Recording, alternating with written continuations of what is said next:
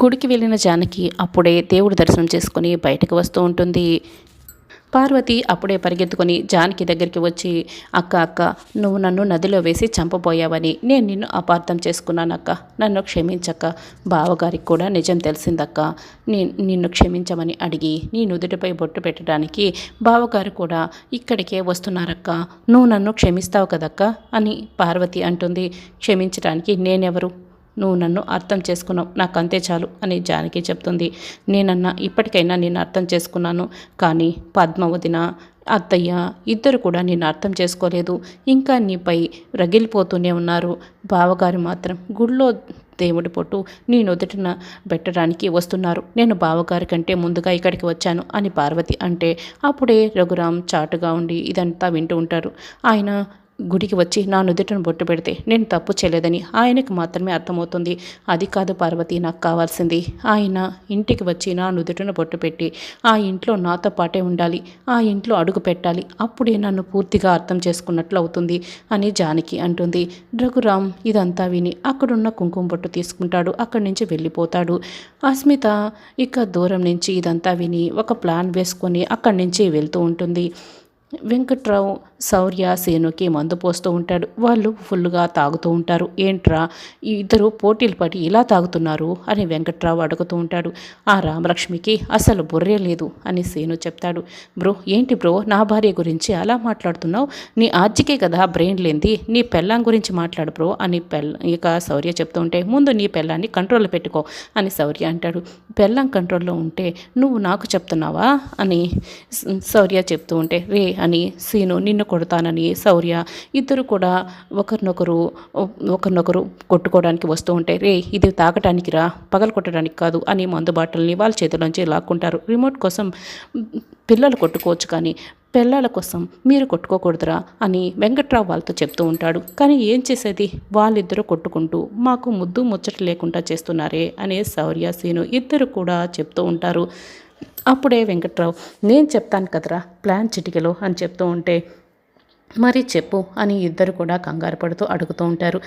ఇంకా చిటిక వేయలేదు, నన్ను కొంచెం ఆలోచించుకొనివ్వండి అని వెంకట్రావు ఆలోచించి చిటికి వేసి, నువ్వు రామ కోసం పువ్వులు తీసుకువెళ్ళు, నువ్వు ఆద్య కోసం హల్వా తీసుకువెళ్ళు అని ప్లాన్ చెప్తూ ఉంటాడు. ఆఫ్టర్ ఆల్ పూల కోసమే పడిపోతారా అని శౌర్య, ఏంటి హల్వాతో పడిపోతుందా అని సీను ఇద్దరు కూడా వెంకట్రావుని అడుగుతుంటారు. రే పడిపోతారు చూస్తూ ఉండండి రా అని వెంకట్రావు అంటాడు. సరే అని మందు బాటల్ని కూడా వాళ్ళిద్దరు పట్టుకుని ఇక అక్కడి నుంచి పరిగెడుతూ ఉంటారు. జానకి రఘురాం మాటలన్నీ గుర్తు తెచ్చుకుంటూ, బొట్టు చెడిపేసిన దాన్ని మాటి గుర్తు తెచ్చుకుంటూ అన్నం కూడా తినుకుంటా బాధపడుతూ ఉంటుంది. అప్పుడే రామలక్ష్మి ఆద్య ఇద్దరు కూడా ఒకేసారి అన్నం ప్లేట్ తీసుకొస్తారు. హలో నేను ముందు తీసుకొచ్చాను అని మళ్ళీ ఇద్దరు గొడవ పడుతూ ఉంటారు. పెద్దమ్మ నా పప్పన్నమే తినాలి అని ఆద్య, అమ్మ నేను తెచ్చిన సొరపులు సన్నమే తినాలి అని రామ ఇద్దరు కూడా గొడవ పడుతూ ఉంటారు. లేదు నీది మాడిపోయిన పప్పు అని రామ, లేదు నీదే మాడిపోయింది అని ఆద్య ఇద్దరు కూడా గొడవ పడుతూ ఉంటే, లేదు నా అన్నం చాలా బాగుంది, కావాలంటే నువ్వే రుచి చూడు అని ఆద్య చెప్తే, కావాలంటే నేను తీసుకొచ్చింది కూడా చాలా బాగుంది, నువ్వే రుచి చూడు అని రామ ఇద్దరు కూడా ప్లేట్లు మార్చుకుంటారు.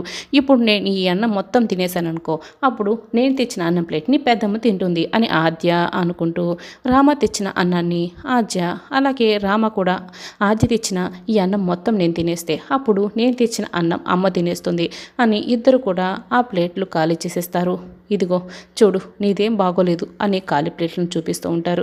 ఓసే రాక్షసి, ఒక్క మెతుకు లేకుండా తినేసావా అని రామలక్ష్మి కోపడుతుంటే, నువ్వు మాత్రం ఖాళీ చేయలేదా ఏంటి అని ఆద్య చెప్తుంది.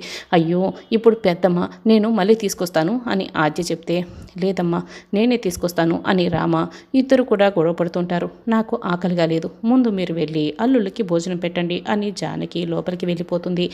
శౌర్య సీను ఇద్దరు కూడా బాగా తాగేసి శౌర్య అయితే మల్లెపూలు, ఇక సీను అయితే హల్వా తీసుకొని వస్తారు. వాసన అయితే రావట్లేదు కదా బ్రో అని ఒకరికొకరు మందు వాసన చూపించుకుంటూ ఉంటారు. అస్సలు రావటం లేదు అని అనుకుంటారు. ఇప్పుడు మన పిల్లల దగ్గర మనం బాగా నటించాలి అని అనుకుంటారు. ఆద్య రామలక్ష్మి ఇద్దరు కూడా అక్కడికి వస్తారు. శౌర్య అయితే ఆద్య దగ్గరికి, సీను అయితే రామదక్ష దగ్గరికి వెళ్తారు. శౌర్య ఆద్యలో రామను చూసుకుంటాడు. రామ అని అంటూ ఉంటే అప్పుడే రామ దగ్గరికి వెళ్ళిన సీను ఇది తేరుకొని, బ్రో బ్రో అక్కడ ఉన్నది నా ఆద్య బ్రో, ఇక్కడ నీ రామ ఇటువైపు ఉంది అని చెప్తూ ఉంటారు. ఓ రామలక్ష్మి ఇటువైపు ఉందా అని శౌర్య రామలక్ష్మి దగ్గరికి వస్తూ ఉంటాడు. మళ్ళీ మధ్యలో ఇద్దరు కూడా కలుసుకుంటారు. బ్రో మనం బాగా చెలరేగిపోవాలి బ్రో అని శౌర్య సీను ఇద్దరు కూడా చెప్పుకుంటూ ఉంటారు. అలాగే అలాగే అని సీను చెప్తాడు. ఇక శౌర్య రామ దగ్గరికి రాగానే ఏంటి సార్ మా బావ ఏమంటున్నారు అని అడుగుతూ ఉంటే, నేను నీకోసం మల్లెపూలు తీసుకొచ్చాను కదా అందుకే రగిలిపోతున్నాడు అని శౌర్య అంటాడు. కానీ ఆజ్య కదా రగిలిపోవాల్సింది అని రామలక్ష్మి అంటూ, ఏంటి సార్ మీరు నా కోసం మల్లెపూలు తీసుకొచ్చారా అని గట్టిగా మాట్లాడుతూ ఆజ్యను రెచ్చగొట్టేలా చెప్తూ ఉంటుంది. ఆజ్య కోపంగా రామలక్ష్మి వైపే చూస్తూ ఉంటుంది. సార్ మల్లెపూలు ఎందుకు తెచ్చారు సార్ అని రామలక్ష్మి అడుగుతుంటే, నువ్వు మల్లి తీగలా ఉంటావు కదా అని శౌర్య మెచ్చుకుంటూ ఉంటాడు. సార్ మీ చేతులతో మీరే పెట్టండి సార్ అని శౌర్యతో రామలక్ష్మి పూలు పెట్టించుకుంటుంది.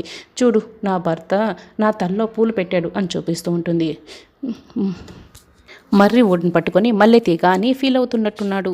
సీను నువ్వు నా కోసం ఏమీ తేలేదా అని ఆద్య అడుగుతూ ఉంటుంది. నీకు మల్లెపూలు ఇష్టమా అని సీను అంటే, చిచి అని ఆద్య అంటుంది. అందుకే నీకోసం నేను హల్వా తీసుకొచ్చాను అని సీను చెప్తాడు. నా మొగుడు నా కోసం హల్వా తీసుకొచ్చాడు, బందర్ నుంచి తెచ్చావా సీను అని అడుగుతూ ఉంటే, అవును బందర్ స్వీట్ అని సీను అంటాడు.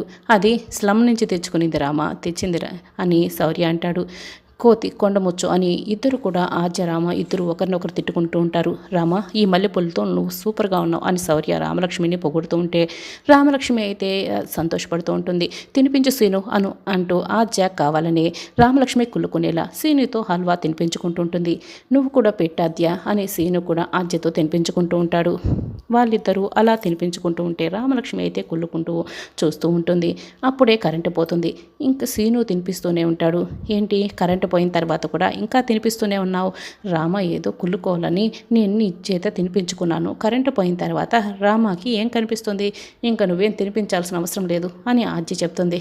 ఏంటి సార్ నాకు అటుపక్క ఏమీ కనిపించడం లేదు, కరెంటు పోయింది, నేను వెళ్ళి క్యాండిల్ తీసుకొస్తాను అని రామ వెళ్తుంది. నేను కూడా క్యాండిల్ తీసుకొస్తాను అని ఆద్య కూడా వెళ్తుంది.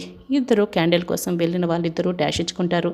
ఆద్య రామలక్ష్మి ఇద్దరు కూడా ఒకరికొకరు ముద్దులు పెట్టుకుంటూ ఉంటారు. శౌర్యసేను ఇద్దరు కూడా షాక్ అయ్యి చూస్తూ ఉంటారు. ఈలోపే కరెంట్ వస్తుంది. వీళ్ళు మనకి ముద్దులు పెడతారనుకుంటే వీళ్ళు పెట్టుకుంటున్నారు ఏంటి అని శౌర్యసేను అనుకుంటుంటారు. చిచి నువ్వు మీ ఆయన అనుకుని నన్ను ముద్దు పెట్టుకుంటున్నావు అని ఆద్య, నువ్వు మీ ఆయన అనుకుని నాకు ముద్దు పెడతావా అని రామ ఇద్దరు కూడా గొడవ పడుతూ ఉంటారు.